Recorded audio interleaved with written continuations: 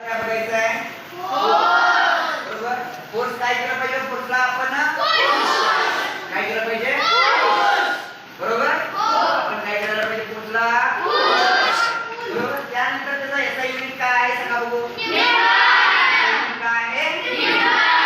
फोर्सला जर फोर्स हा कुठला क्वांटिटी असतो? वेक्टर क्वांटिटी म्हणजे काय हो? त्याला डायरेक्शन असायला पाहिजे आणि त्याला काय असायला पाहिजे? मॅग्निट्यूड. बघा, वेक्टर क्वांटिटी म्हणजे काय असतं? त्याला डायरेक्शन सुद्धा असायला पाहिजे आणि परत त्याला काय असायला पाहिजे? असे दोन्ही जर असतील ना त्याला आपण काय म्हणायचं? म्हणजे वेक्टर क्वांटिटीला काय असतं? डायरेक्शन सुद्धा असतं. एका मार्गाने जातो ना त्याला दिशा बी असते आणि आपण परत काय करतो? त्याचा आकारमान म्हणजे त्याचा परिमाण. त्याचा काय परिमाण पूर्णपणे तो पसरतो ना. मी जर बल लावला म्हणजे फोर्स लावला तर तो काय होतो? पसरतो, पुढे जातो, डायरेक्शन दाखवतो. मग त्यानंतर मला सांगा फोर्स काय आहे? फोर्स काय केलं जातं बघा. Force can move and object. ऑब्जेक्टला काय करतं? मूव करतं म्हणजे पुढे ढकलत आहे. बल हा काय करत आहे? पुढे ढकलायचं काम करत आहे. कोणाला? तर ऑब्जेक्टला. कोणाला ढकलत आहे? ऑब्जेक्टला. त्यानंतर पुढे काय म्हणायचं बघा. Force can stop and object. म्हणजे बलामुळे आपल्याला थांबवता सुद्धा येत आहे. कोणामुळे थांबवता येत आहे? बलामुळे. जर मी बलाला थांबवलं म्हणजे माझा जो फोर्स आहे, फोर्समुळे मी काय करू शकतो? ऑब्जेक्टला थांबवू शकतो. कोणत्या तरी वस्तू पळत असेल तर मी जाऊन काय करू शकतो? थांबवू शकतो ना. माझ्या ह्याच्याने मी थांबवू शकतो का नाही? मग तो काय झाला माझा फोर्स कॅन मी काय असू शकतो? थांबवू शकतो. त्यानंतर काय म्हणायचं? Force can change speed. म्हणजे फोर्समुळे काय होऊ शकतं?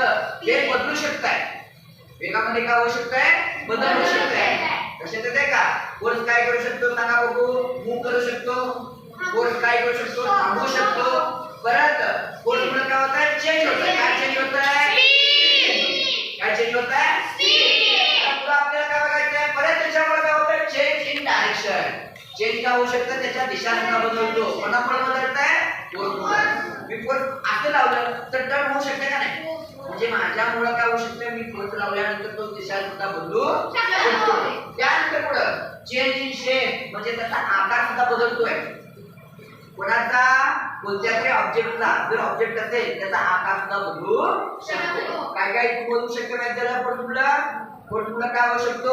मूव करू शकतो आणि परत काय करू शकतो? आणि त्यानंतर काय करू शकतो? आणि त्यानंतर परत काय करू शकतो? तो घटक का? आता पुन्हा आपल्याला काय बघायचं? त्याचे प्रकार बघायचे. मग त्याचे प्रकार किती आहेत? दोन आहेत. कुठले? एक कॉन्टॅक्ट फोर्स आणि दुसरा कुठला आहे? पहिला कुठला आहे? दुसरा काय आहे? आता कॉन्टॅक्ट फोर्स म्हणजे काय? तर त्याच्यामध्ये act only when object touch each other. आपण फक्त त्याला काय केलं पाहिजे? टच केलं पाहिजे.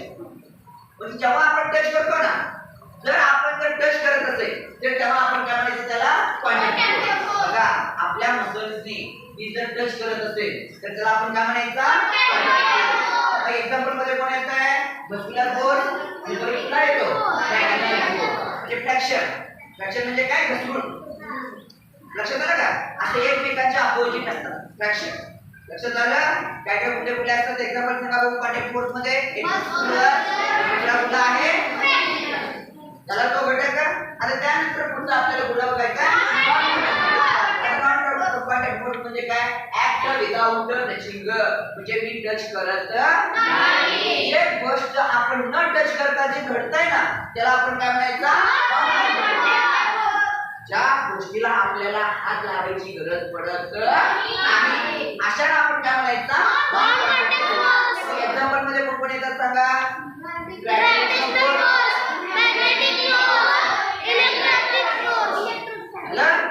आता पुढचा आपल्याला काय आहे? फ्लॅक्शन. फ्लॅक्शन म्हणजे काय हो? अपोजिट.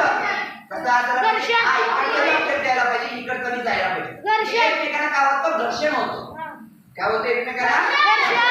त्यामुळे बघा अपोजिट मोशन म्हणजे विरुद्ध दिशेने त्यांची गती व्हायला पाहिजे. त्यांची विरुद्ध दिशेने काय व्हायला पाहिजे? हालचाल व्हायला पाहिजे. लक्षात आलं का? हा इकडनं येतोय, हा इकडनं जातोय. म्हणजे एकमेकांचा काय होतो? घर्षण. असं कधी होणार आहे बघा?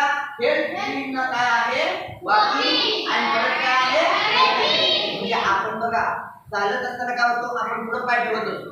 जमीन काय होत असते, मागे सरकत असते. आपण पुढे चाललो, मग काय होतं सांगा बघू, जमीन मागे गेला का नाही. अचानक आपण पाऊस पडला. पाऊस पडल्यानंतर काय होतं बघा बघू, पाय घसरून पडतो.